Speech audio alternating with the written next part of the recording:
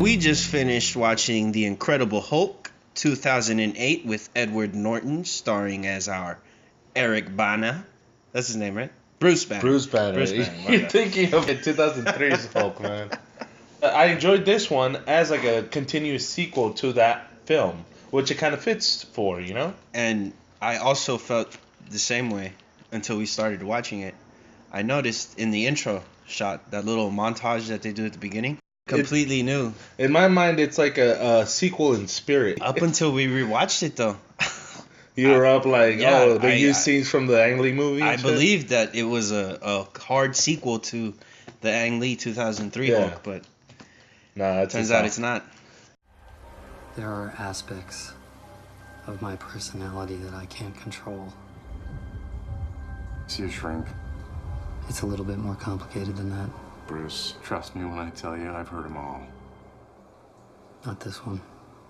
The whole Betty scene, I get that he's supposed to have like a love interest, but it just didn't work for me. In terms of like the movie pacing and motives and everything, I get it. She's in love with the dude and everything, but understand, the guy's a f***ing Hulk. I don't know. I guess for me, I enjoyed the whole parallels between Beauty and the Beast and the Hulk. Yeah, I can see that. And Betty. As far as I'm concerned, that man's whole body is property of the U.S. Army.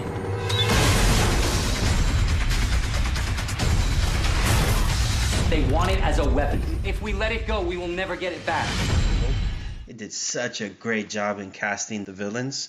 First they get Jeff Bridges as Obadiah, and now they got Tim Roth for the very second outing. Because these are good actors, man. Like, grade A actors. Yeah, so far.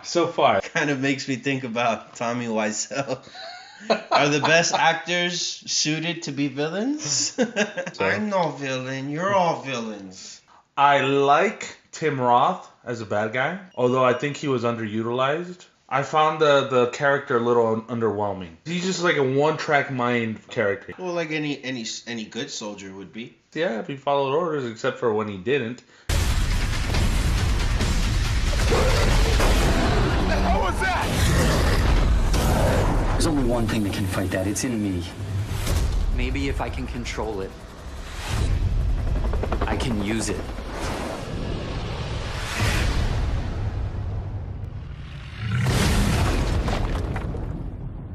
The CG does not hold up in the Hulk.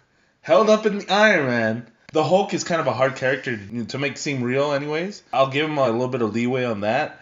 But there was just no scene in that movie where I found the Hulk believable at all, you know? Like, he always looked like a CG cartoon to me. I'll agree with that. Right? I'll agree with that because I was watching comparison videos between the 2003, 2008, and 2012 Hulk. Even the Avengers 2012 Hulk doesn't hold up for me. Why couldn't they make the Hulk look more like Edward Norton like they did with Mark Ruffalo? The Hulk looks like Mark Ruffalo, so you can believe that Mark Ruffalo is a Hulk. Whereas Edward Norton doesn't look anything like this Hulk. I enjoyed the Edward Norton Hulk way more than the Eric Bana Hulk.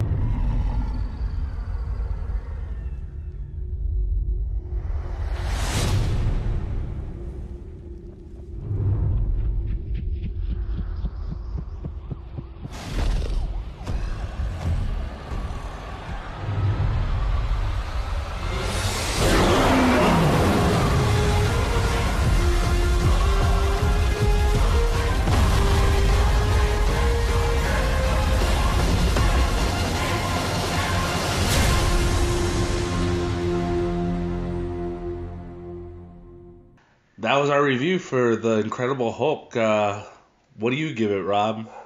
I'm going to give this one a 7 out of 10. All right, you're not too far off. I'm going to give it a 6.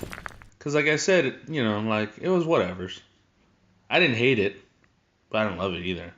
It's a watchable movie, you know? It's an enjoyable. Like, if you're going to kill time, it's not a bad movie to kill time with. And that's why I give it 7 instead of anything lower, because substance-wise, not much there. Yeah, but entertainment-wise? Entertainment-wise, yeah. It's a nice way to burn 2 hours if you have 2 hours to burn. Yeah. So it'll go by quick. There you go, guys. Not as good as Iron Man, but still watchable, so. Hulk smash!